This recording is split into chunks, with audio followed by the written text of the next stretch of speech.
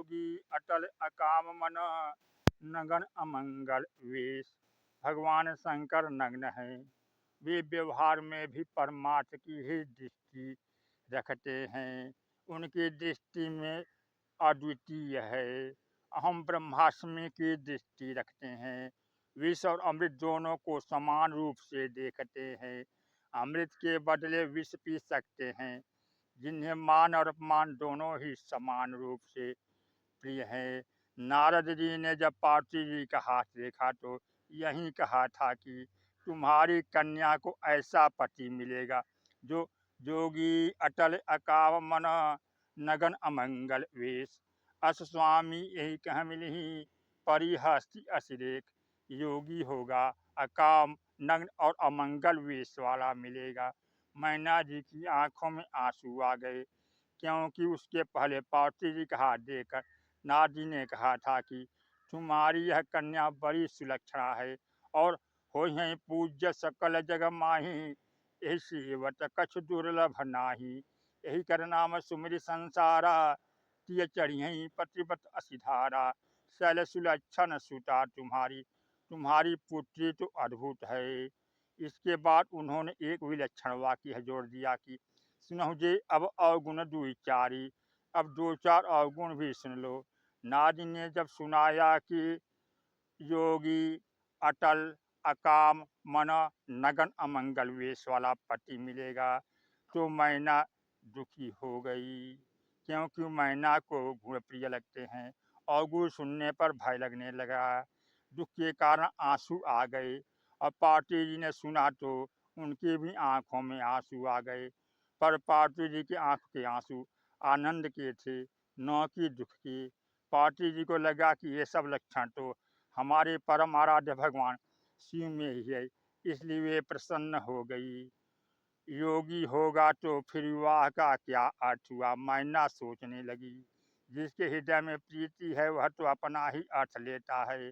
पार्वती जी को लगा कि जो भोगी होते हैं वे जितनी जल्दी आकृष्ट होते हैं उतनी ही जल्दी विरत हो जाते हैं।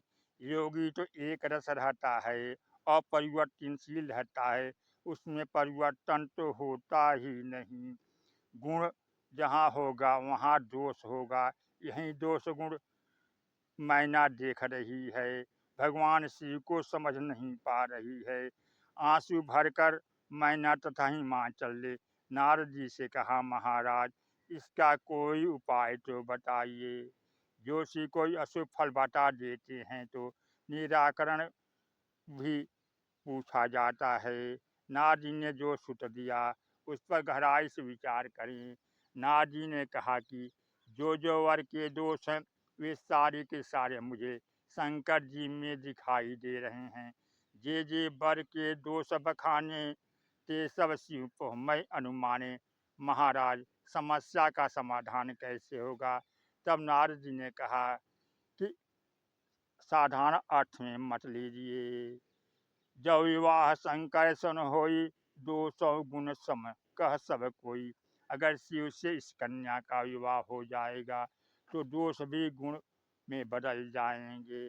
जिसके साथ विवाह होगा उसकी दृष्टि में गुण तथा दोष भिन्न नहीं है।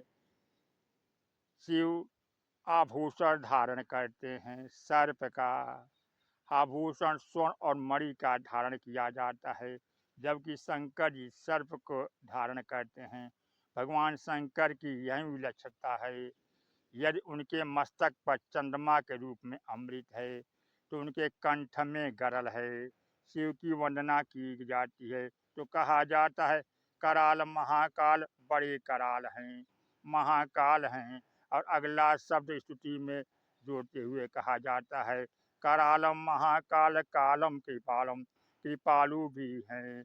नारद जी कहते हैं कि कराल जैसा यदि कृपालु है तो हमारे शंकर जी हैं। शिव की दृष्टि प्राप्त हो जाए कराल तथा कृपालु में भिन्नता नहीं रह जाती। ये पर जब शंकर जी क्रोधित हुए तो शाप दे दिया।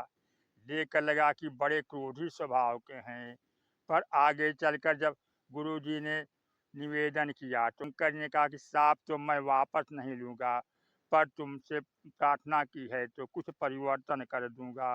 भगवान शंकर के संबंध में कहा जाता है, वे बड़े अनोखे हैं।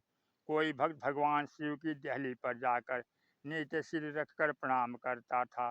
पत्थर में सिर रखते रखते सिर में काला चिन्ह सा बन गया। किसी ने कहा, प्रणाम करने से तुम्हारे गोरे गोरे सिर पर यह कैसी काली माँ आ गई? भक्त ने कहा, ऐसी बात नहीं है। लिखने वाले को यदि कुछ लिखने के बाद किसी भूल का संशोधन करना होता है तो नीचे एक काली रेखा बना दी जाती है, फिर उसे मिटाकर ठीक कर दिया जाता है। मेरे भाग्य में पहले ब्रह्मा जी लिखने में अगर कुछ भूल किए हैं तो भगवान शंकर जो लिखेंगे वह मेरा भाग्य होगा, ब्रह्मा का लिखा नहीं। भगवान शंकर ने भुसुंडी के गुरुजी से कहा कि इसके 1000 जन्म तो अवश्य होंगे, पर एक अंतर यह अवश्य रहेगा कि जन्मत मरत दुसह दुख होई, यही स्वल्पहु नहीं व्यापहि सोई। इसका जन्म भी होगा, मृत्यु भी होगी, पर जन्म तथा मृत्यु का दुख इसको नहीं होगा। भला बताइए, सांप कहीं सांप रह गया क्या? इसे तो वरदान कहें या साप। आगे कहने लगे कि जितने भी जन्म होंगे उनमें इसका ज्ञान किसी जन्म में नहीं मिटेगा, कौने जन्म में ही नहीं जाना। किसी से कहा जाए कि तुम्हें अग्नि में जाना पड़ेगा, वह घबरा जाएगा, पर यदि यह कहा जाए कि अग्नि में तो जाना पड़ेगा पर तुम जलोगे नहीं, तुम्हारे कपड़े भी नहीं झुलसेंगे, अगर वह व्यक्ति विश्वासी हुआ तब तो आनंदित होगा कि इससे बढ़िया बात क्या होगी कि अग्नि में प्रवेश करके भी उसके ताप से मुक्त रहूँगा। शिव की जो विलक्षण सृष्टि है वह सांसारिक व्यवहार तथा परमार्थ के परिवेश से अलग है, सबके लिए संभव नहीं है। चितमित सागर था न पावई कोई, संतंग संग जो सुने तुम्हें सुनावे सो। बोलिए सियावर रामचंद्र की जय।